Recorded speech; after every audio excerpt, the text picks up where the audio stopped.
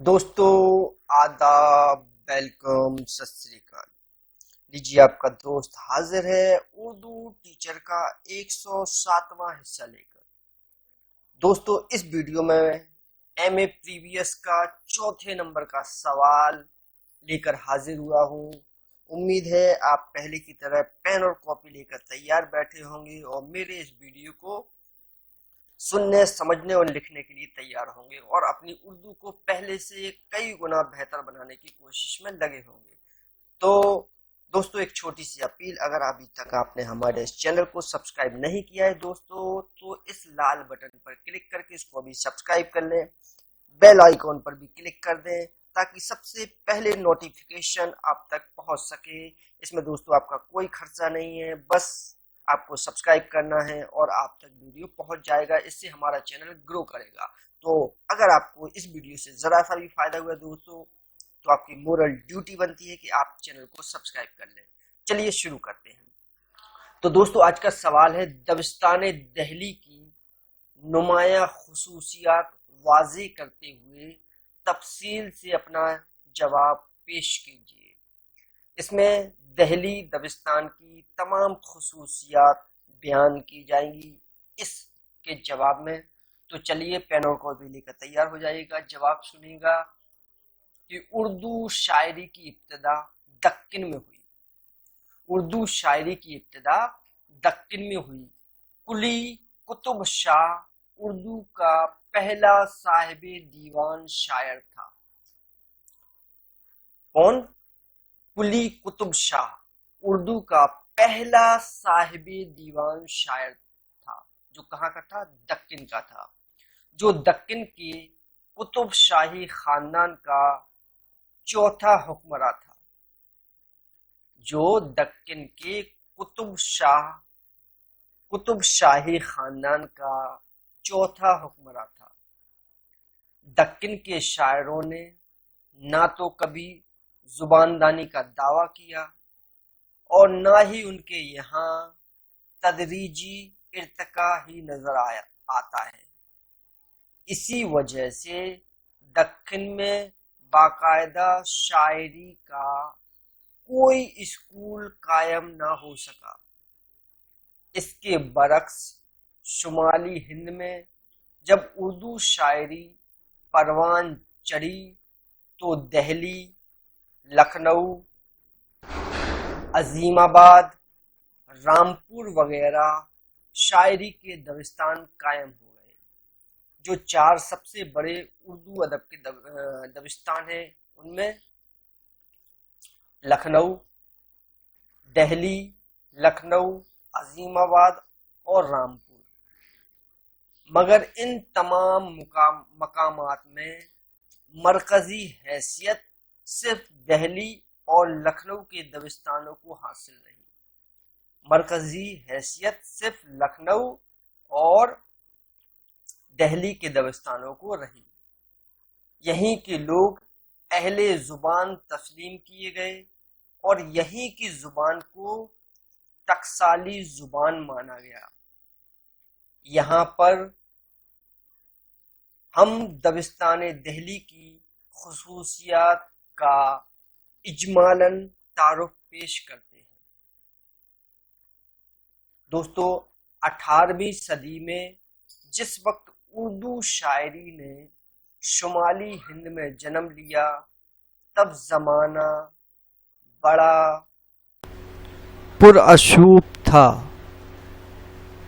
1707 میں اورنگزیب کے انتقال کے بعد مغلیہ حکومت ڈاواڈول ہو رہی تھی۔ ہر نئے دن ملک پر ایک نیا حکمراں قابض ہو رہا تھا۔ خانہ جنگی کی اس صورتحال نے ملک کو بہت کمزور کر دیا تھا، جس کے نتیجے میں 1739 میں ایرانی حکمراں نادر شاہ درانی نے دہلی پر حملہ کیا اور شہر میں قتل عام کا حکم دیا۔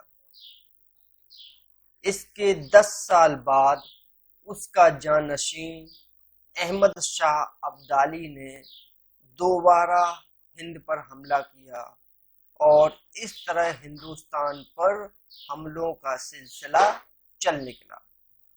مرہٹوں اور سکھوں نے دہلی کو لوٹ لوٹ کر کھوکھلا کر دیا۔ اس نفسا نفسی اور لوٹ مار نے ہر شخص کو تباہ و برباد کر دیا۔ عمرا اور شرفا جو کہ شاعروں کی پرورش کیا کرتے تھے مفلوق الحال ہو گئے۔ بہت سے لوگ معاشی پریشانی سے تنگ آ کر دوسری جگہوں پر چلے گئے۔ بچہ بچہ حزن و ملال، غم و یاس کے اور توکل و قناعت کے سہارے زندگی ایک ہی مرکز پر بسر کر دی۔ ان سیاسی اور سماجی حالات نے شاعروں اور شاعری پر گہرا اثر ڈالا۔ اس حزن و ملال، غم و یاس اور سیاسی سماجی حالات نے شاعروں کو تصوف کے دامن میں پناہ لینے پر مجبور کر دیا۔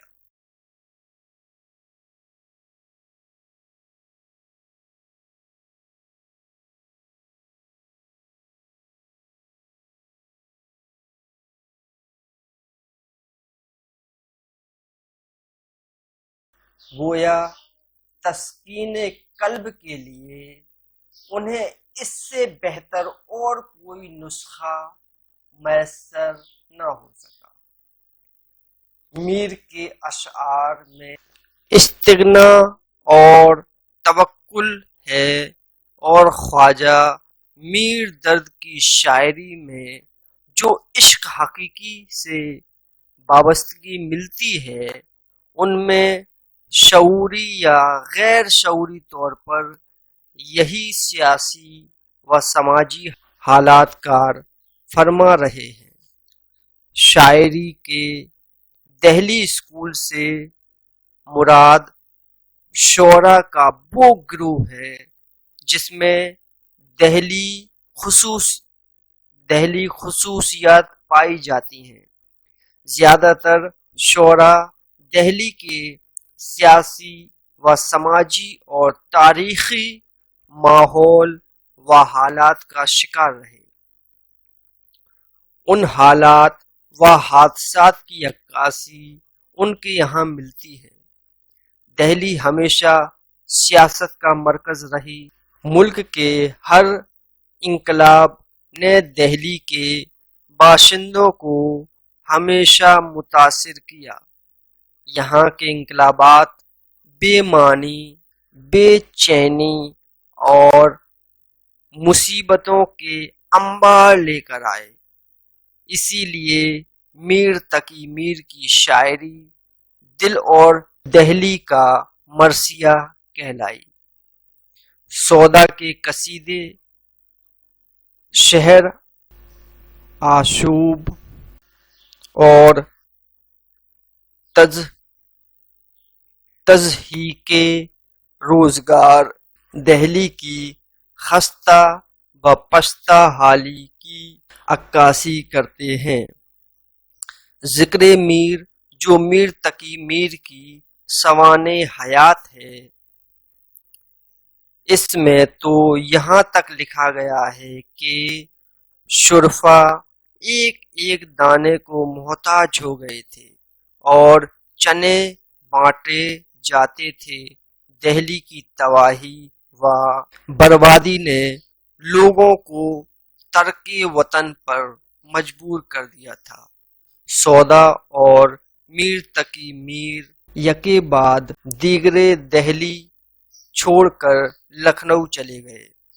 میر کا یہ قطعہ جو انہوں نے لکھنؤ کے مشاعرے میں پڑھا تھا، دہلی کی خستہ و پستہ حال کا مظہر ہے۔ انہوں نے کہا تھا کیا بود و باس پوچھو ہو پورب کے ساکنوں، ہم کو غریب جان کر ہنس ہنس پکار کے، کیا بود و باس پوچھو ہو پورب کے ساکنوں، ہم کو غریب جان کر ہنس ہنس پکار کے، دہلی جو ایک شہر تھا عالم میں انتخاب، رہتے تھے منتخب ہی جہاں روزگار کے، اس کو فلک نے لوٹ کر ویران کر دیا، ہم رہنے والے ہیں اسی اجڑے دیار کے۔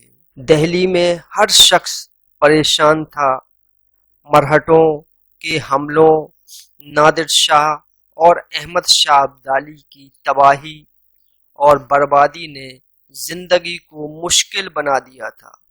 ایسی حالت میں شاعر درد و غم کے اظہار کے سوا اور کیا کر سکتے تھے؟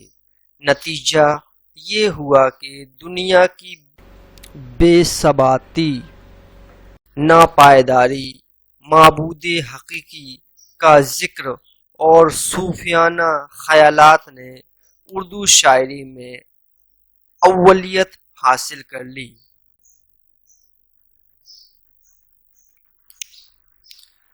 نہ گل کو ہے ثبات نہ ہم کو ہے اعتبار، کس بات پر چمن ہوش رنگ و بو کریں، نہ ہم کو ہے ثبات نہ ہم کو ہے اعتبار، کس بات پر چمن ہوش و رنگ و بو کریں۔ دہلی کی تباہی و خستہ حالی اور زندگی کے بے ثبات ہونے کے سبب شعراء کے مزاج میں غم و الم رچ بس گیا۔ تصوف اس عہد کا عام رجحان بن گیا۔ ہر کس و ناقص تصوف کے ذریعے اپنی شخصیت کو خدا رسیدہ بزرگوں سے ملانے کی کوشش کرنے لگے۔ جو محسوس کیا گیا اس کو شعر کے سانچے میں ڈھال کر پیش کر دیا گیا۔ سادگی، سلاست، حق گوئی با بے باکی شاعری کا شعار بن گئی۔ ایہام گوئی سے پرہیز کیا جانے لگا۔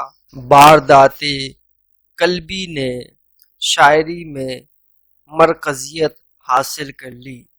زندگی سے پریشان ہو کر خواجہ میر درد اپنے خیالات کا اظہار کچھ اس طرح کر گئے: زندگی ہے یا کوئی طوفان ہے، زندگی ہے یا کوئی طوفان ہے، ہم تو اس جینے کے ہاتھوں مر چلے، ہم تو اس جینے کے ہاتھوں مر چلے۔ دہلی کے شاعروں میں نازک مزاجی بہت زیادہ پائی جاتی ہے۔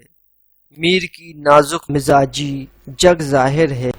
ملاحظہ فرمائیں: سرہانے میر کے آہستہ بولو، ابھی تک روتے روتے سو گیا ہے۔ سرہانے میر کے آہستہ بولو، ابھی تک روتے روتے سو گیا ہے۔ زندگی کے متعلق دبستان دہلی کے شاعروں کا نظریہ بہت صاف تھا۔ درد زندگی کو حباب کی مانند سمجھتے تھے، جیسے ہستی اپنی حباب کی سی ہے، ہستی اپنی حباب کی سی ہے، یہ نمائش سراب کی سی ہے۔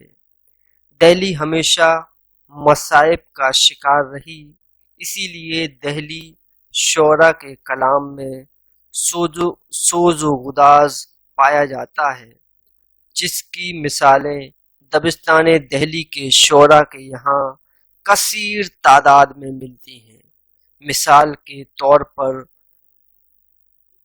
شام ہی سے بجھا سا رہتا ہے، شام ہی سے بجھا سا رہتا ہے، دل ہوا ہے چراغ مفلس کا، شام سے ہی بجھا سا رہتا ہے، دل ہوا ہے چراغ مفلس کا۔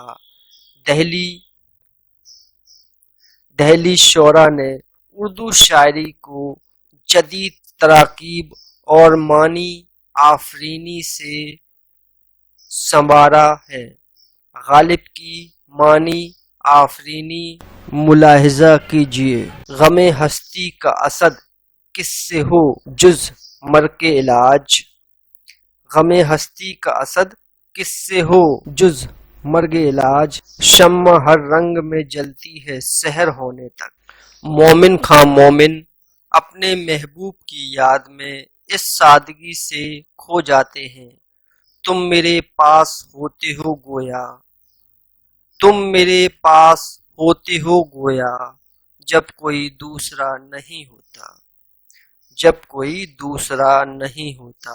رفتہ رفتہ دہلی شعراء کے یہاں بھی مذاق شاعری کافی بدل گیا اور دہلوی شعراء بھی پست جذبات کو شاعری میں خوشی سے جگہ دینے لگے۔